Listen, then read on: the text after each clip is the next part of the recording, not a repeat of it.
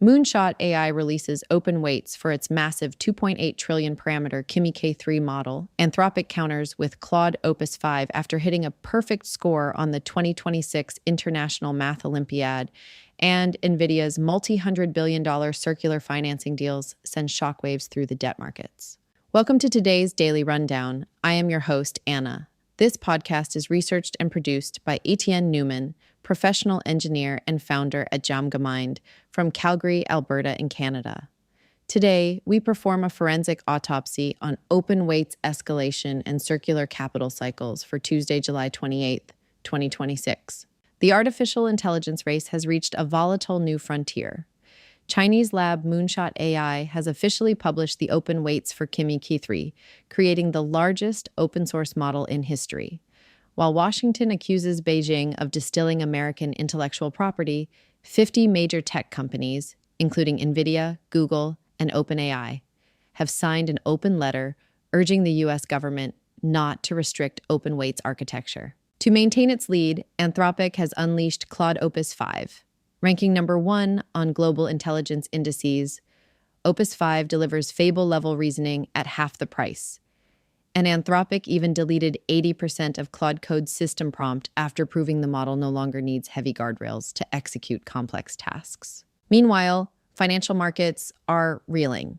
NVIDIA is reportedly exploring a $250 billion financing guarantee for OpenAI's massive Ohio data center. Financial analysts are raising alarms over circular financing, causing credit default swaps on NVIDIA bonds to surge and allowing Apple to briefly dethrone NVIDIA as the world's most valuable company. Let's unpack the telemetry. What happens when an AI system becomes so, undeniably advanced that its creators actually have to delete its own rulebook just so it can function? Yeah. Or, better yet, what happens when the company selling the hardware to run that AI gets so unfathomably wealthy that it essentially transforms into a sovereign bank for its own clients? Well, it creates a structural fracture, honestly. You end up with a financial and, technological architecture where the standard laws of physics, both in code and in capital, they just simply stop applying. Yeah, and that architectural fracture, it became fully visible on July 28th, 2026. So welcome to today's deep dive. We are talking directly to you, the learner, the person who doesn't just want the headline, but wants to actually see the gears turning beneath the surface. Exactly. Today, we are operating as forensic venture strategists and sovereign infrastructure analysts on behalf of DeepMind. Our mission is to perform a holistic clinical autopsy on a single Tuesday in July that, frankly, permanently altered the trajectory of the tech sector. It's a day that demands highly technical, serious analysis because we're looking at the exact inflection point where the financial structure undergirding big tech began showing severe systemic strain. Yeah. And that's happening at the exact same moment that frontier models became, frankly, too cheap and too powerful to control. Absolutely. But before we pull back the curtain on the mechanics of this, I need to explicitly state this deep dive is researched and produced by Etienne Newman, professional engineer and founder at DeepMind from Calgary, Alberta in Canada. Right. So our overarching narrative today is open weights escalation and circular capital cycles. And we have a heavy stack of sources for this. We really do. Yeah. Tech lab releases, financial data from Bloomberg and the WSJ, corporate blog posts, and a pretty unprecedented open letter signed by 50 tech firms. Yeah. But to understand the financial earthquake that rattled Wall Street, we have to start with the tectonic shift in the technology itself. Which is critical for you to understand because the global AI landscape hit an absolute inflection point on this day. Right, and that shift originated with a Chinese lab called Moonshot AI. So they officially published the weights and the tech report for their Kimi K3 model. K3 is a 2.8 trillion parameter model. Which is just massive. Yeah, to put that in perspective, it completely rivals Anthropic's Claude Fable 5 and OpenAI's GPT 5.6 Sol. But they didn't just put it behind some walled garden API. They dropped the open weights. Right, making it the largest model ever put out with open weights, period. So yeah. And the sheer scale of a 2.8 trillion parameter model being open sourced is, disruptive enough. but it's the granular components they released alongside it that fundamentally changed the landscape. The stack. Exactly. Moonshot didn't just dump the final compiled weights. They opened core pieces of the stack, including the attention kernels and their agent infrastructure, under a highly permissive license. Okay, let's unpack this, because that is where the real danger or innovation, depending on where you sit, actually lies. Releasing a 2.8 trillion model along with the attention kernels isn't just giving away a nuclear submarine. Right. It's handing over the master blueprints and the assembly line robotics to build your own.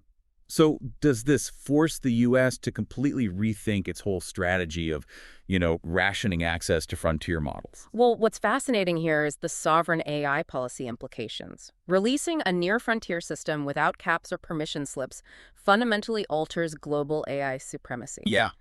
Up until now, power was concentrated in closed U.S. labs. You needed an API key. Which they could revoke at any time. Precisely. Now, that sovereign control mechanism is bypassed. Anyone with sufficient compute can host it and deploy it autonomously. And naturally, this triggered immediate geopolitical friction. Now, looking objectively at our sources, and I want to be clear here, we are not taking sides, simply analyzing the geopolitical friction this creates. U.S. officials formally accused Moonshot of distilling U.S. models. Right, basically copying the outputs of American models to train K3. Exactly. Yeah. While Beijing firmly rejected this, calling it typical acts of AI hegemony. But regardless of who is right there, a shockwave of this magnitude demands an immediate countermove from U.S. labs. I mean, if open-weight models are driving the cost of intelligence to zero, the closed labs have to change their unit economics. They have no choice. Which brings us to Anthropic's launch of Claude Opus 5. Yeah. The stats are staggering.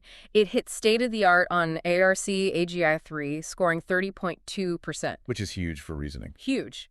And it scored a perfect 42 out of 42 on the International Math Olympiad 2026. Wow. Flawless. Flawless. But the real structural shift is the cost. They are offering Fable-class intelligence at a heavily reduced cost, just $5 and $25 per million tokens. So $5 for input and $25 for output. Exactly. That's incredibly cheap.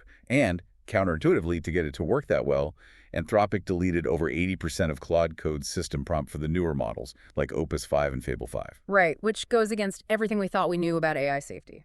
Yeah, and they recorded zero evaluation degradation. They realized older models needed those hard guardrails, but the newer ones actually have the judgment to read context without them. The bumpers are off the bowling lane. Exactly. Meanwhile, a massive policy war is brewing over all this. On that same day, NVIDIA CEO Jensen Huang led an open letter signed by 50 firms, including Microsoft, Meta, Google, and OpenAI. A very powerful coalition. Right. And they were urging Washington not to restrict open-weight AI, specifically to avoid vendor lock-in. But the most prominent holdout was Anthropic's Dario Amodei. He refused to sign it. Yeah.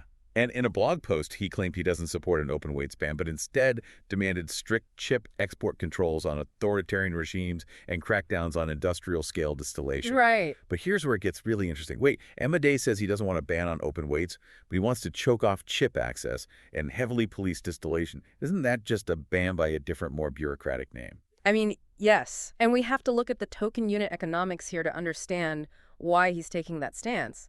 Opus 5 pricing is a direct strike against the threat of cheap open models like Kimi K3. Because they have to commoditize their own product to compete with free. Exactly. This policy war is essentially a fight over the business models of AI. You have a 50-firm coalition defending open source because it drives demand for their hardware and platforms. Right. NVIDIA wants more people buying chips to run free models. Precisely. Contrast that with Anthropic's targeted national security strategy, which conveniently protects their closed model moat. But this price war and the massive scaling required, it takes unimaginable amounts of capital and hardware, which leads us straight into the systemic strain in the debt markets. Who is actually paying for all this? Well, NVIDIA is basically acting as AI's deal maker and sovereign bank at this point. Right.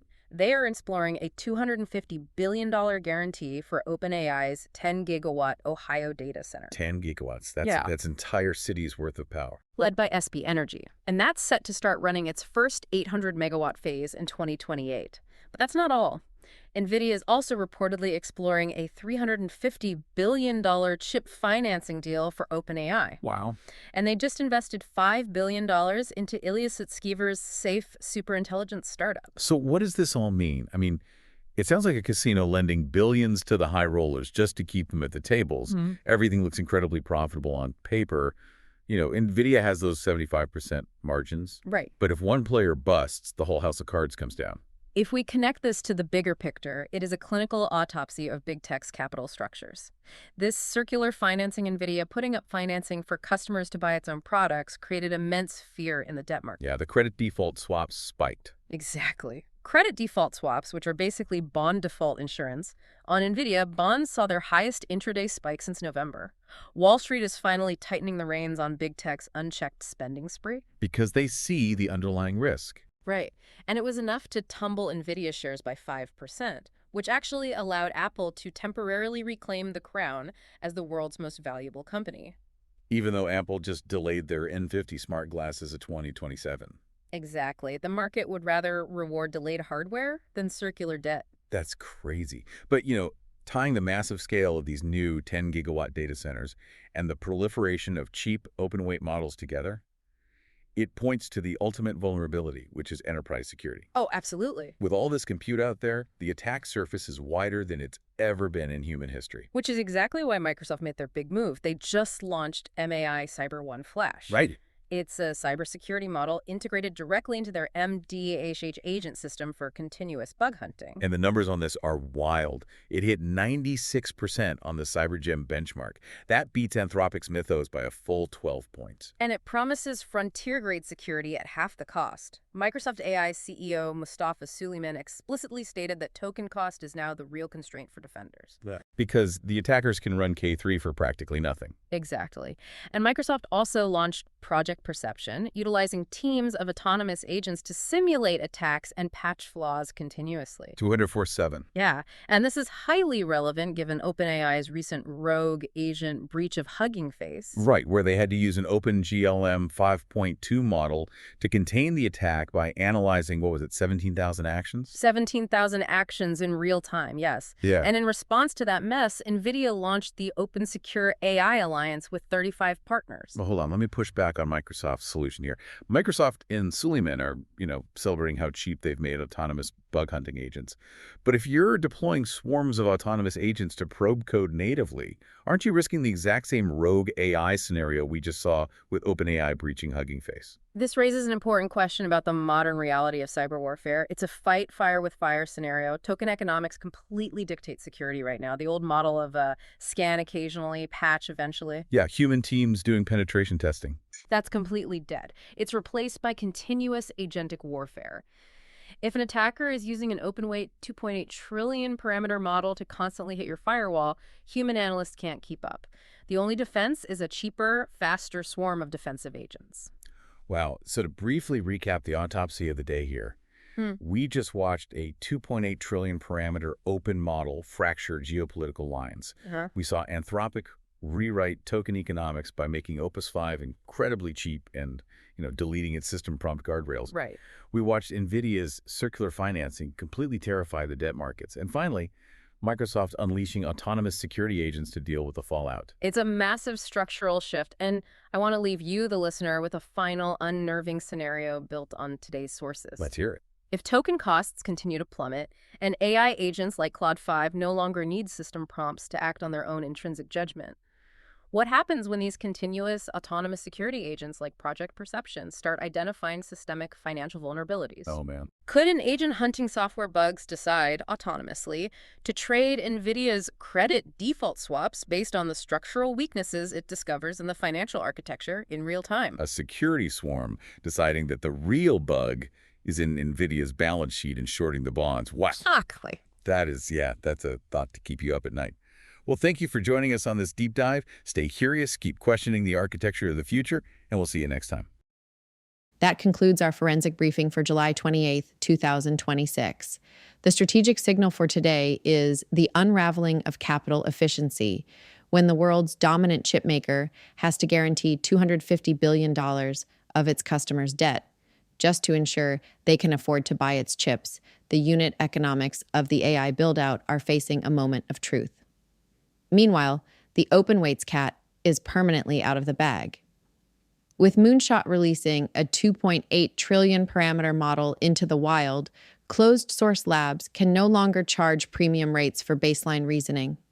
Value is moving away from general access and locking into specialized, highly autonomous agentic workflows. Enterprise leaders must focus on token efficiency, local model orchestration, and securing their supply chains before the next macro shift. If you are ready to secure your company's infrastructure and exit volatile cloud dependencies, check the show notes for our curated AI executive toolkit. Subscribe to the channel on Apple Podcasts to always listen completely ads-free. I am Anna. Stay sharp and keep unraveling the future. And before you go, if your company is building the tools that power the workflows we talked about today, I'd love to showcase them to this audience. We don't just run ads, we build technical simulations that prove your value. Let's build something together. Visit jamgamind.com/partners to get started. Until next time, keep building.